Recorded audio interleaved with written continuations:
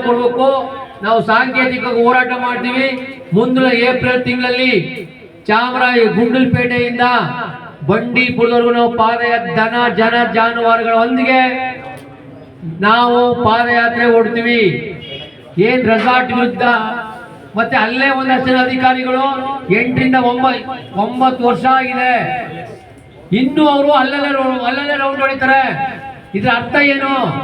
ಯಾರ್ಯಾರಿಗೆ ಎಷ್ಟೆಷ್ಟು ಲಂಚ ಬರ್ತದೆ, ಆ ಕಡೆ ವಲಯದಿಂದ ಈ ಕಡೆ ವಲಯ, ಈ ವಲಯದಿಂದ ಆ ವಲಯಕ್ಕೆ ಇಲ್ಲೇ ಸುತ್ತಾಕ್ತಾರೆ.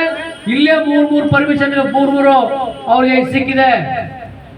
ಹಾಗಾಗಿ ತಕ್ಷಣ ಅವ್ರನ್ನ ವರ್ಗಾವಣೆ ಮಾಡಿ 3 ವರ್ಷದ ಮೇಲೆ ಯಾರು ಇರಬಾರ್ದು.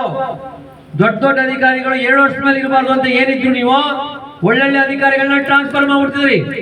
7 ಕುಂಡಲ ಅಂತ ಅಧಿಕಾರಿಗಳನ್ನ ಟ್ರಾನ್ಸ್ಫರ್ ಮಾಡ್ಬಿಡ್ತಿದ್ರಿ. ಈಗ ಇವುಗಳನ್ನ ಇಟ್ಕೊಂಡು ನೀವು 9 ವರ್ಷದಿಂದ ಇಲ್ಲೇ ಇದ್ರಂದ್ರೆ ಇದ್ರ ಅರ್ಥಗಳೇನು? ಇವ್ರ ಮೇಲೆ ನಮ್ಗೆ ಅನುಮಾನ. ನಮ್ಮನೆ ಅವತ್ತು ಕಲ್ಲೊಡಿಸಕ್ ಬಂದಿದ್ರು. ಅವತ್ತು ನಮ್ಮ SP ಮತ್ತೆ DYSP ಅವ್ರು ಇಲ್ಲೇ ಇದ್ರೆ ಅವತ್ತು ರೈಸ್ ಸಂಘ ಎಲ್ಲರಿಗೂ ಹೊಡಿಬೇಕು ಅಂತ ಹುನ್ನಾರ ಆಗಿತ್ತು. ಹಾಗಾಗಿ ಇವ್ರ ಏಟಿಗೆ ನಾವು ಎದುರಲ್ಲ. ಇವ್ರ ಏಟಿಗೆ ಎದುರ್ಕೊಂಡು ನಾವು ಸಫಾರಿ ಬೇಕು ಅಂತ ಕೇಳಲ್ಲ.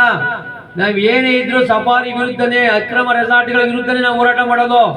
ನಮ್ಮ ಪ್ರಾಣಗಳು ಹೋದ್ರು ಸರಿ.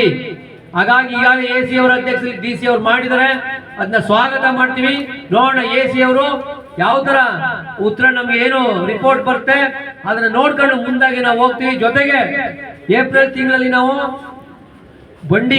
ಗುಂಡ್ಲಪೇಟೆಯಿಂದ ಬಂಡೀಪುರದವರೆಗೂ ನಾವು ಪಾದಯಾತ್ರೆ ಜನ ಜಾನುವಾರುಗಳು ಹೊಡ್ಕೊಂಡು ಹೋಗ್ತೀವಿ. ಹಾಗಾಗಿ ಇವತ್ತು ಮಾನ್ಯ ನಾವು ಸರ್ಕಲ್ ಇನ್ಸ್ಪೆಕ್ಟರ್ ಮುಖಾಂತರ SP ಅವ್ರಿಗೆ ಏನು ಅರಣ್ಯ ಇವರು CFO ಇದ್ದಾರೆ ಅವ್ರ ಮೇಲೆ FIR ಆಗ್ಬೇಕು, ಅವರು ಕೇಸ್ ಆಗ್ಬೇಕು, ಅವ್ರು ಜೈಲ್ ಹೋಗ್ಬೇಕು. ಜೊತೆಗೆ ಏನು ಟಿಪ್ಪರ್ಗಳು ಅವ್ರಿಗೆ ಹೇಳ್ತಾ ಇದ್ರು. ಈಗ ನಾವು ಟಿಪ್ಪರ್